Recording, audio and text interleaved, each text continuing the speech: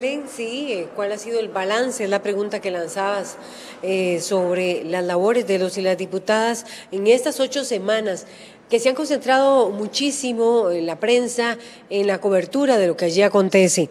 Estamos con don Francisco Barahona para que nos haga primero este balance inicial. ¿Cuál ha sido la gran labor o el gran trabajo que han tenido que emprender esta Asamblea Legislativa con 7 agrupaciones políticas, con una mujer presidenta en el directorio? ¿Cómo lo ve usted? ¿Qué lectura hace inicialmente, don Francisco Barahona? Buenos días. Buenos días. Pues mire, en materia de la Asamblea Legislativa, el refrán aquel de que toda escoba nueva barre mejor, yo lo pongo en duda. Me parece que esta Asamblea Legislativa es una Asamblea Legislativa con mucho menos experiencia que la anterior, con algunos diputados y diputadas que hace pocos meses ni siquiera tenían en su proyecto de vida el ser electos diputados. La elección pasada fue una especie de tormenta en el Triángulo de las Bermudas desde el punto de vista ideológico y el resultado electoral. Y además, hay mucha gente joven, cosa que eso me alegra, pero eso tiene aparejado una especie de lejanía de experiencia parlamentaria.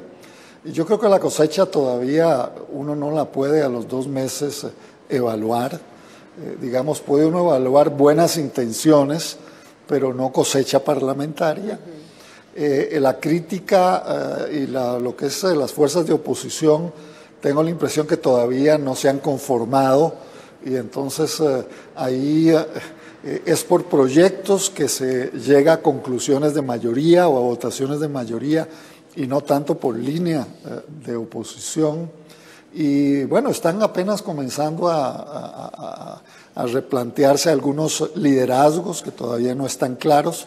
Hablo de liderazgos, digamos, dentro de las fracciones, intelectuales, más que jefaturas de fracción, y eso me parece que va a ser difícil que destaquen mucho, más allá de los liderazgos formales, los que son jefes del Partido de Liberación Nacional, de Restauración Nacional. Y por otro lado, bueno, veo que esta Asamblea Legislativa irrumpe con mucha fuerza el tema de diputadas, el tema de género, puesto que no ha habido ninguna Asamblea Legislativa con tantas mujeres. Me preocupa la recomendación reciente el viernes que tomó la Comisión de Nombramientos de poner a 3 mujeres como candidatas, posible candidata a la Defensoría de los Habitantes, y desestimar los currículum de los varones en su totalidad, argumentando que ahí están no por género, sino porque son las mejores entre todos los 19 candidatos y candidatas. Me parece que es un poco, ahí hay un sesgo feminista, yo no sé cómo lo van a tratar ya en el plenario de la Asamblea Legislativa, pero bueno, ellos están apenas dando sus primeros pasos en la Asamblea Legislativa. Vamos a ver qué resulta del proyecto de reforma fiscal, que es una primera prueba. Bueno, son personas en su mayoría jóvenes, una asamblea con un mayor protagonismo de mujeres, una asamblea que vuelve a impulsar la propuesta, ahora vamos con ello, de mujeres parlamentarias, una asamblea que ya ha generado comisiones investigadoras, pero no con grandes casos o casos tan sonados como la anterior. Para investigar diversos aspectos. ¿Cómo lo ve usted las investigaciones que hasta ahora se han llevado a cabo, por ejemplo, por parte de las comisiones especiales que se han dedicado a trabajar algunos de los temas, o que vienen o van a analizar otros, como por ejemplo lo de los alquileres de los edificios en la Asamblea Legislativa, o el famoso informe de la Procuraduría sobre el expresidente Luis Guillermo Solís?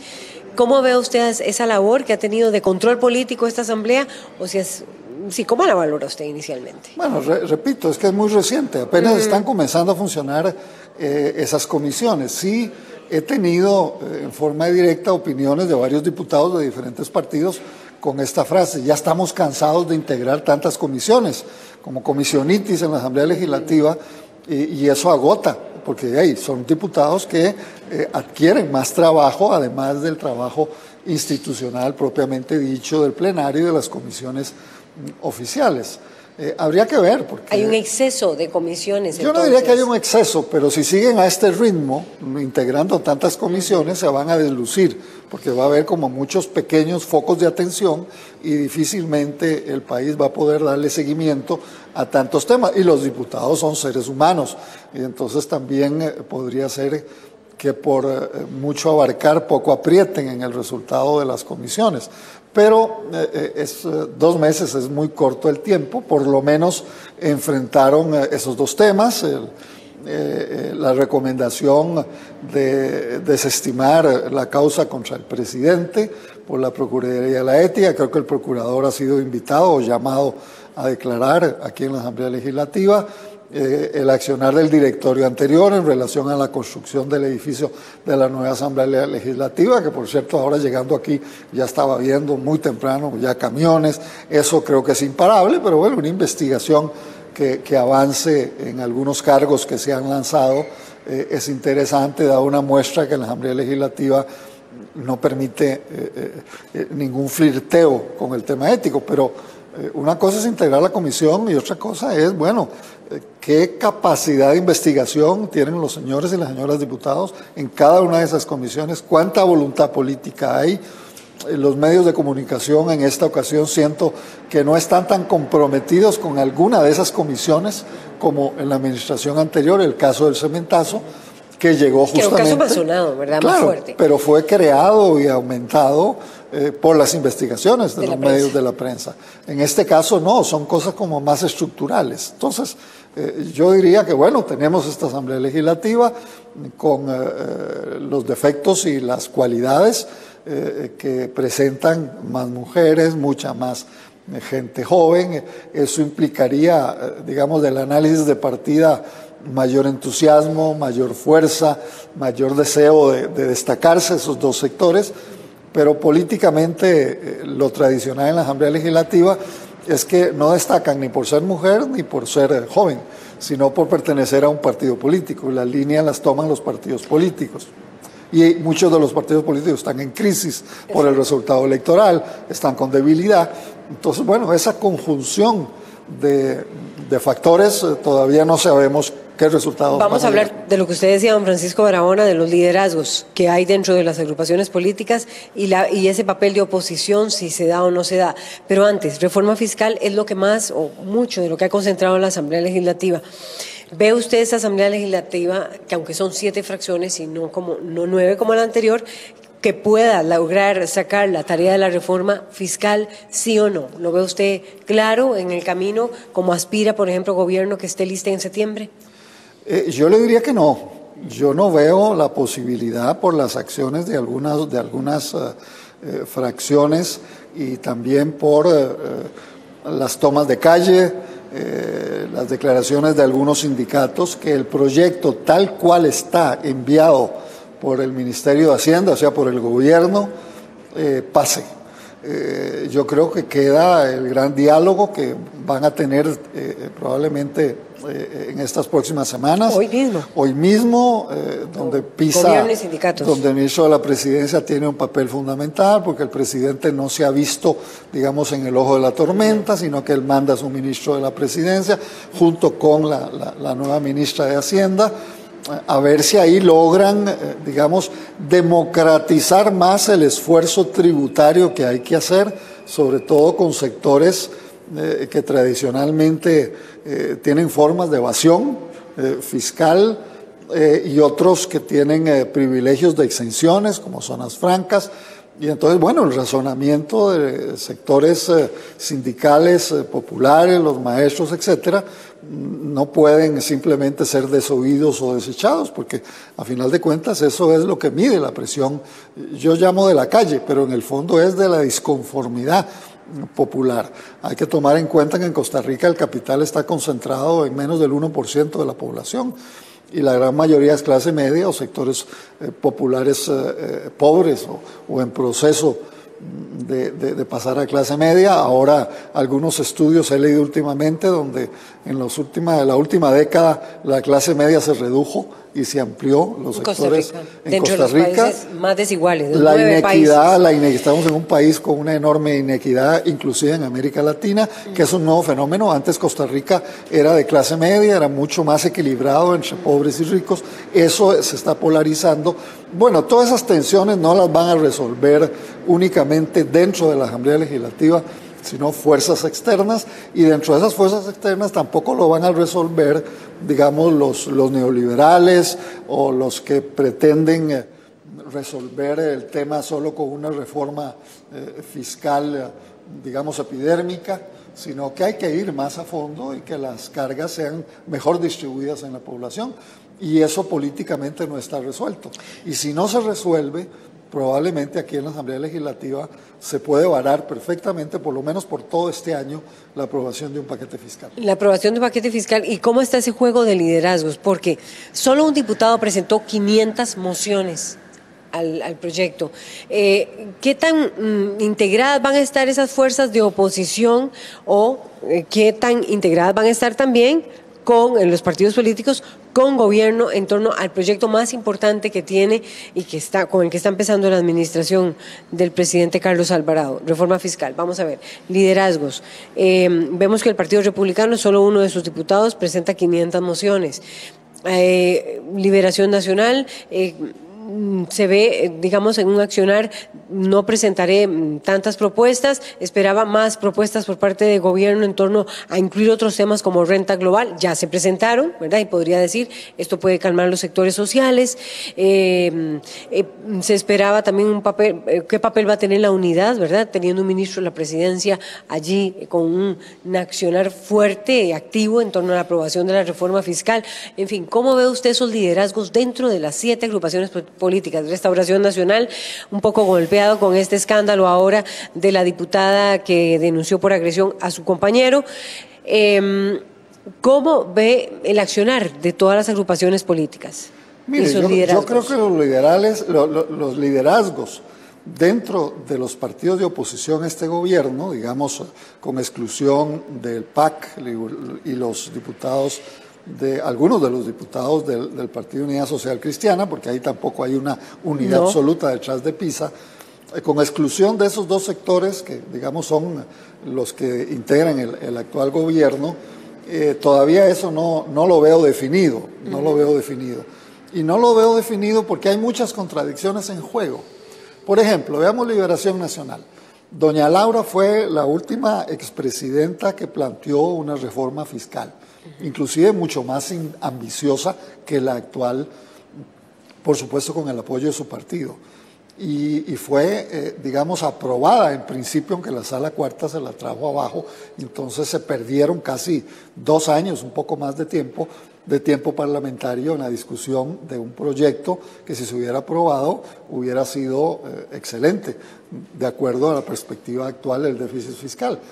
Pero bueno, resulta que uno de los diputados en aquella administración que pirateó o bombardeó ese proyecto fiscal, hoy es nada menos que ministro de Comunicaciones del gobierno. En ese momento era presidente de la Asamblea Legislativa y jugó un papel fundamental en la oposición a la aprobación de ese paquete fiscal.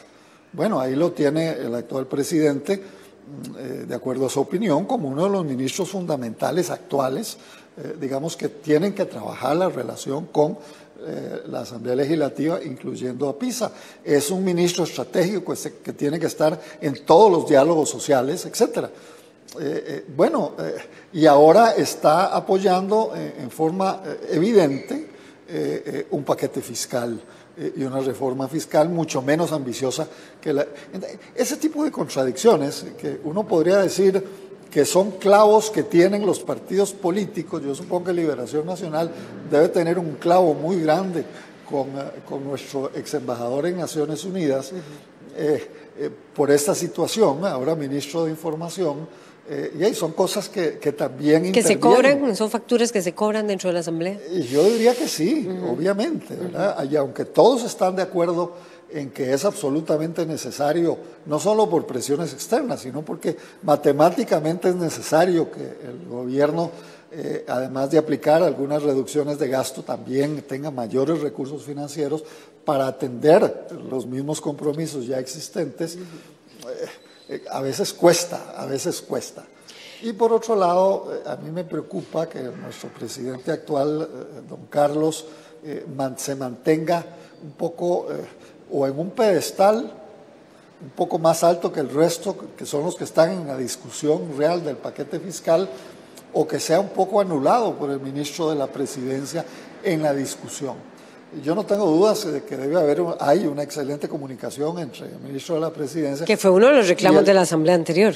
Claro, pero que hay una buena comunicación entre Pisa y Carlos. Pero las discusiones que da la cara es el ministro de la Presidencia, que a final de cuentas no fue electo en el proceso electoral. Él perdió en la primera ronda la posibilidad de ser presidente de la República. Entonces, bueno, todo ese tipo de contradicciones a mí no me producen sorpresa que diputados como el presidente del PIN, que es uno de los que presentó esas 500 mociones, pero también hay otros diputados y diputadas que han amenazado con complicar esta del Partido Republicano. Villalta, que se supone que está un poco en alianza también con el gobierno, probablemente también debe tener un buen paquete de mociones para mejorar y democratizar mayor el paquete fiscal. Entonces, bueno, esa discusión no va a ser fácil, aunque ya haya sido aprobada la vía rápida. Y sobre todo, es más fácil que se pongan de acuerdo ahí los diputados en la Asamblea Legislativa que en la calle los sectores sociales. Y eso es lo que debe tener una gran preocupación de tacto de parte del gobierno y de parte de la Asamblea, de los sectores. Déjeme hacerle una afirmación en relación al gobierno anterior. El gobierno anterior, por su inacción, por su falta de compromiso de acción concreta, pospuso el paquete fiscal y en muchas de sus no decisiones, que no tomó decisiones, implicaba probablemente para el expresidente la paz social. Entonces, efectivamente, vivimos 4 años de paz social, bastante en equilibrio, sin confrontaciones muy grandes, pero con el déficit fiscal creciendo. Ahora yo creo que ya no hay tiempo para eso. Entonces, bueno, mucho depende de si el actual paquete fiscal se le incorporan nuevas medidas que están siendo solicitadas por los sectores, digamos, progresistas y sindicales. Inclusive la Iglesia Católica ha terciado en esa discusión. O resulta que hay oídos sordos, hay un fracaso de propuestas de ese sector de la población, y entonces vamos a aprobar en la Asamblea Legislativa lo que ya está, o sea, lo que el Ministerio de Hacienda está planteando, y eso sería peligroso para la estabilidad social democrática de este país. Bueno, y fue la Asamblea precisamente el escenario el jueves pasado que estuve allí de la participación de la OCDE, la Organización para la Cooperación y el Desarrollo Económico, estuvo allí lanzando también advertencias sobre la urgencia de aprobar la reforma fiscal. Estuvo allí el representante del Banco, del BID, Banco Interamericano de Desarrollo, también planteando las preocupaciones de que no se apruebe la reforma fiscal. Es decir, fue la Asamblea al escenario y varios representantes de gobierno, estuvo el ministro de la Presidencia, estuvo la vicepresidenta también, más bien la coordinadora del equipo económico, Ana Camacho, estuvo la ministra de Hacienda, Rocío Aguilar. La Asamblea fue el escenario el jueves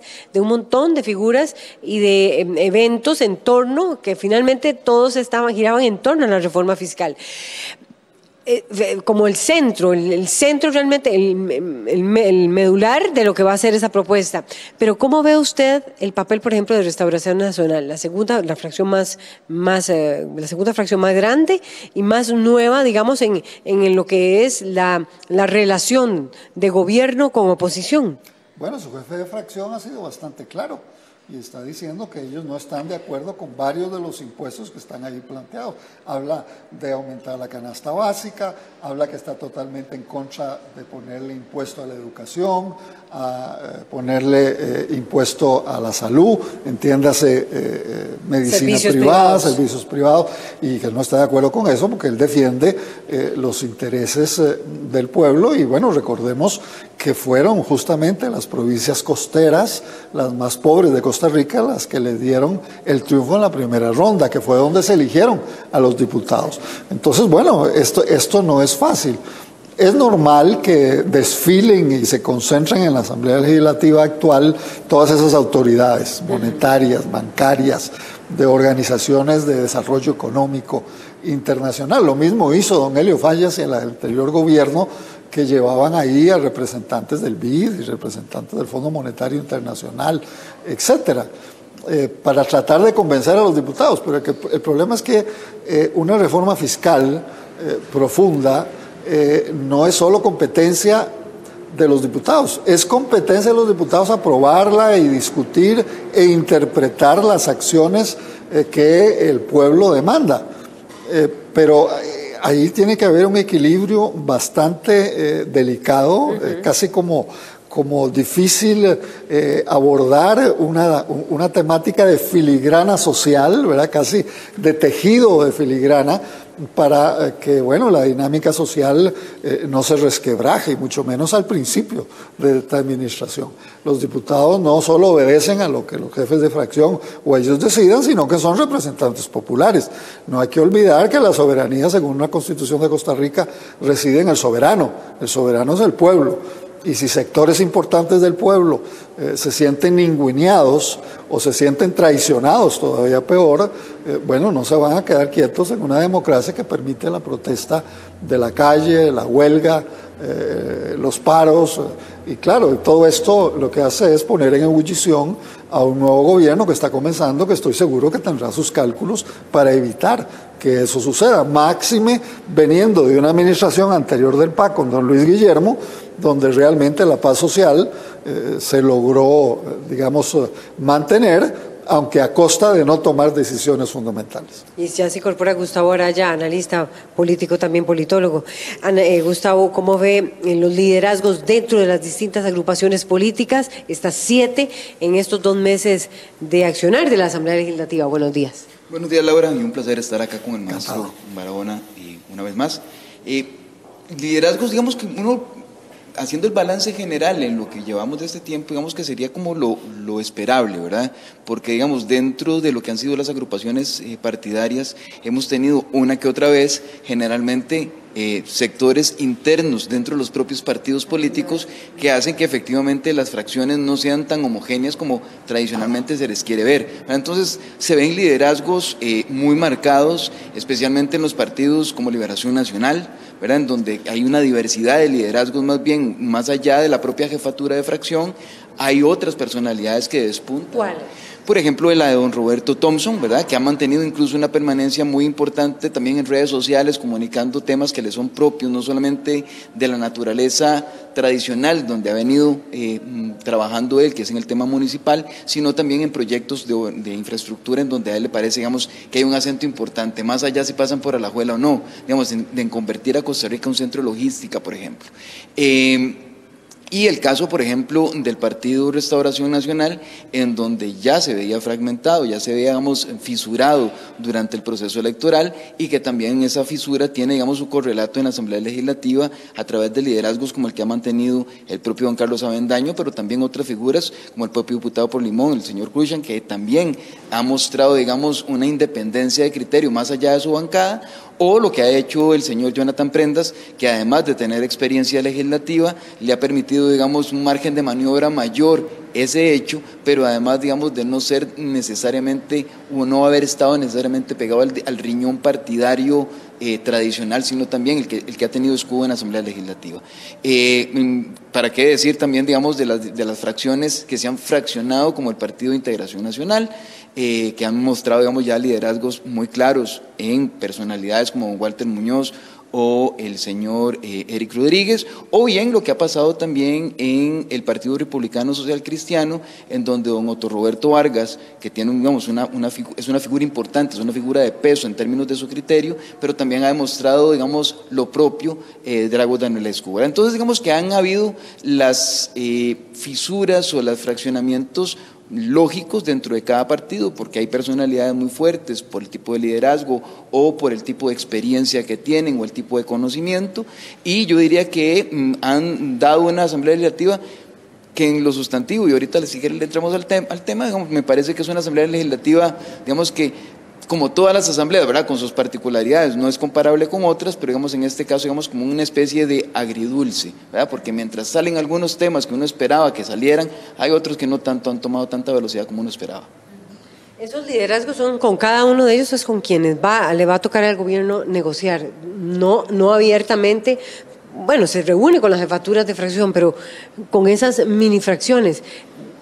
Algo muy parecido a lo que sucedía en la otra, es decir, igual, liderazgos estaba Otón Solís, pero estaba también el jefe de fracción del PAC en ese momento. En Liberación Nacional, don Rolando González y don Antonio Álvarez de Santi, digamos que eran las dos figuras que despuntaban. Yo diría que sí, o sea, esto es natural y lleva a, en esta administración, me parece que algo que ha habido diferente es que no sé si todavía funciona o no, yo diría que todavía 2 meses es muy temprano, pero sí, digamos, ha llevado a esta administración a tener un ministerio de la presidencia diferente, ¿verdad? Más activo, con mayor presencia en la Asamblea Legislativa por lo menos. De nuevo, el resultado está por verse, pero sí hay, digamos, una forma de hacerlo ver de que el acento en la Asamblea Legislativa efectivamente requiere el músculo político desde Casa Presidencial con una mayor presencia y efectivamente creo que han sabido hacerlo a través incluso de un nombramiento ya de un viceministro mucho más presente en la Asamblea Legislativa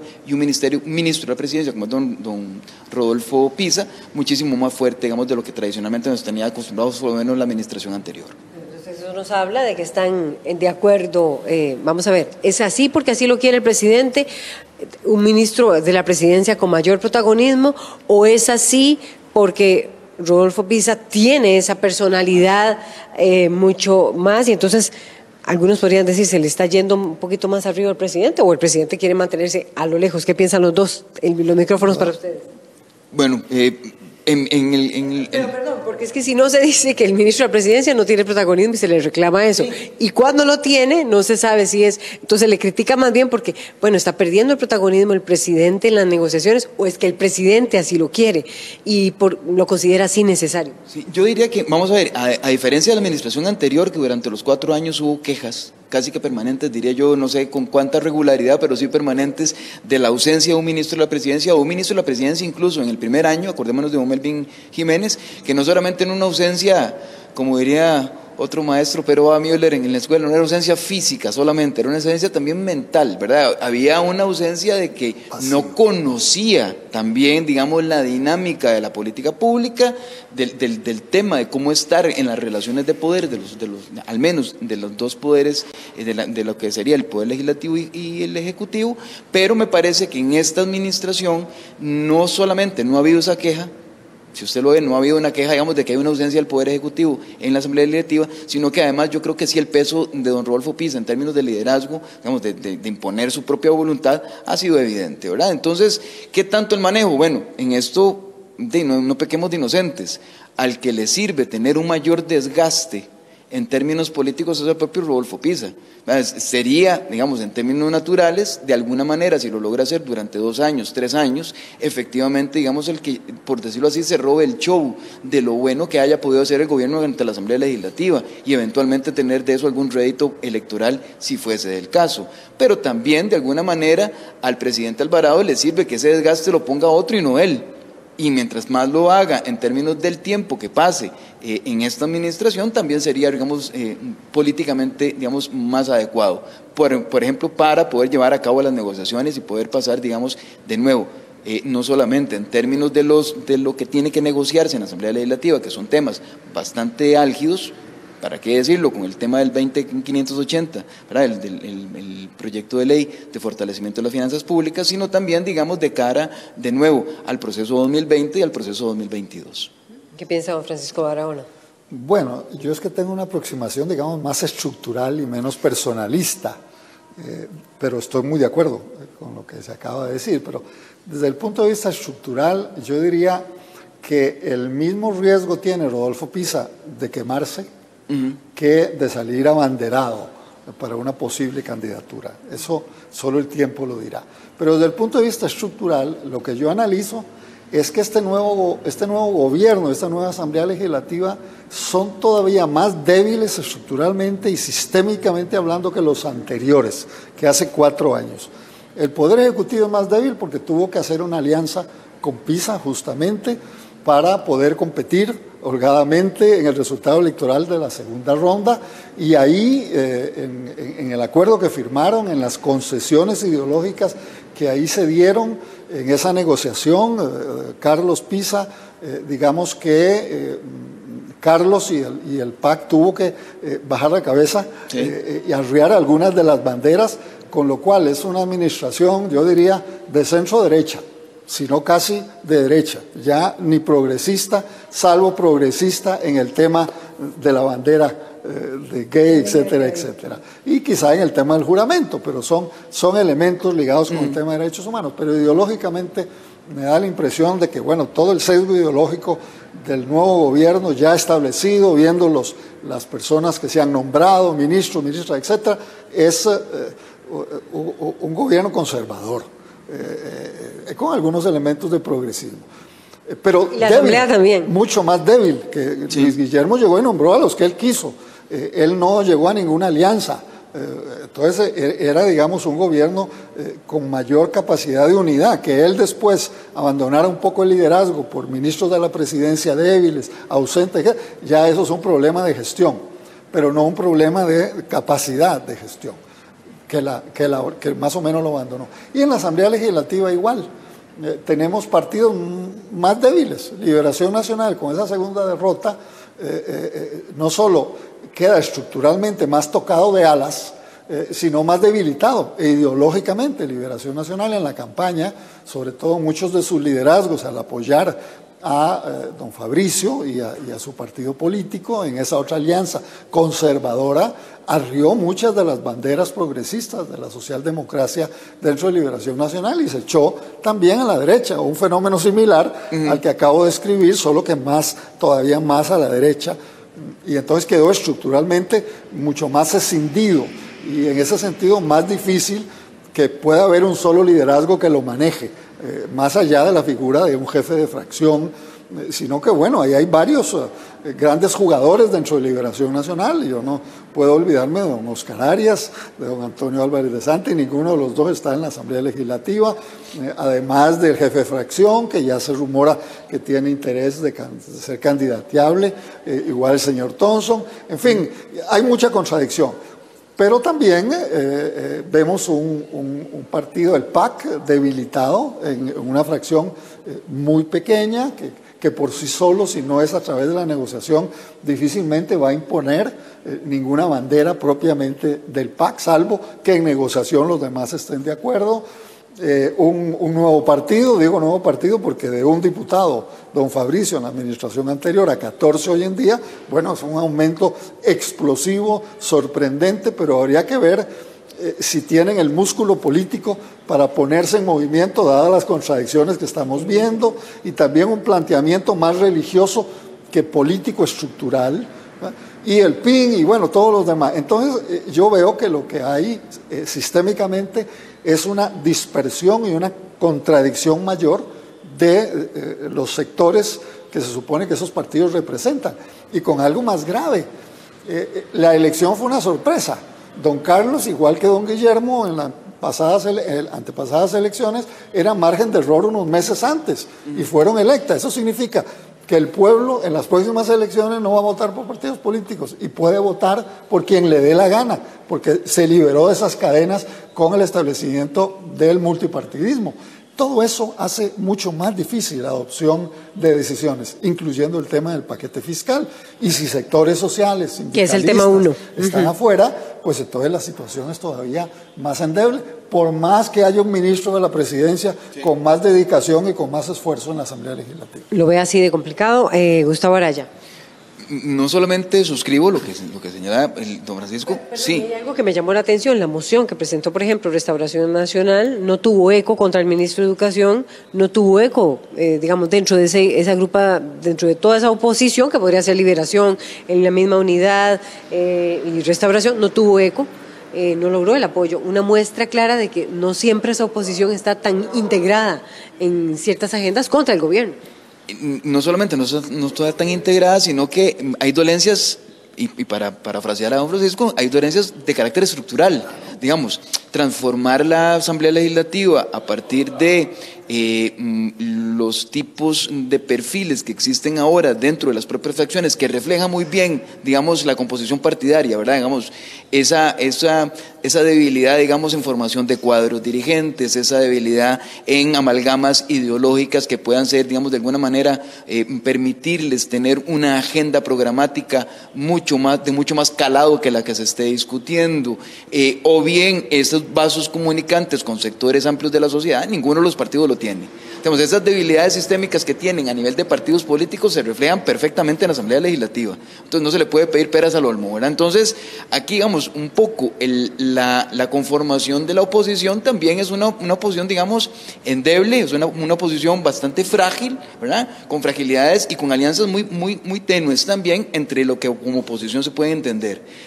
A la hora de armar, por ejemplo, el tinglado para poder tener un voto de censura contra el ministro de Educación, no se pudo, no se logró, por razones que van desde las más sublimes hasta las más pedestres que puede encontrarse, ¿verdad? O bien también la intención de conformar una comisión legislativa que investigar el caso que el mismo Partido de Restauración Nacional hizo respecto de su estructura partidaria, que se había montado una estructura paralela. Tampoco ahí funcionó, ¿verdad? Habiendo dado, digamos, en derecho, aplicando la norma de que, ¿cómo se dice?, a solicitud de parte, ¿verdad? Se excluye, ¿verdad? Relevo de prueba. Entonces, digamos, de alguna manera también esto ha demostrado que es una asamblea legislativa que parte, yo diría que, por eso les decía, que da como esos sinsabores, porque parte de elementos que pueden ser no solamente frágiles, sino que muy básicos. Tiene una agenda de consenso por la vía del artículo 36, que es una agenda modesta, ¿verdad? Es una agendita bastante interesante, pero no se le puede pedir más allá, no se le puede pedir una agenda de grandes consensos o de proyectos de ley de mucho más calado. Tiene una otra agenda que puede ser, digamos, una agenda de buenas intenciones legislativa, que ahí va trabajando sobre la lógica, digamos, de ir empujando proyectos de ley que no sean digamos, de muchísima contradicción, o que vaya a mostrar demasiada contradicción a la Asamblea Legislativa, y ahí va manejándola. Entonces son esos sinsabores, por eso les decía que es como una especie de agridulce, porque si bien es cierto, se logran acuerdos para la Agenda 36, para esta otra agenda de buenas intenciones, se nota que hay un trabajo mucho más serio, digamos, de cara a el proyecto de ley que pueda tener, digamos, aprobación o no finalmente para el tema fiscal, pero no se les puede pedir mucho más que eso, ¿verdad? No se les puede pedir más que esas ligeras y muy coyunturales alianzas, digamos, que se puedan dar interpartidariamente, que van mucho más allá de si el Partido de Liberación Nacional o no, ¿verdad?, logra amalgamarse internamente. Digamos que los partidos están pasando ahorita como en una especie de ralentí, una especie de mínimo, ¿verdad?, en el cual salen apenas con la tarea. Y ese mínimo se ve en una asamblea, dicen ustedes, débil, finalmente. Bueno, muchísimas gracias a Francisco Barahona y Gustavo Araya por ponernos en perspectiva lo que son estas 8 semanas de trabajo de la Asamblea Legislativa y cómo se configura el papel también del ministro de la Presidencia y del presidente propio en esas negociaciones. Regresamos al estudio principal con más información.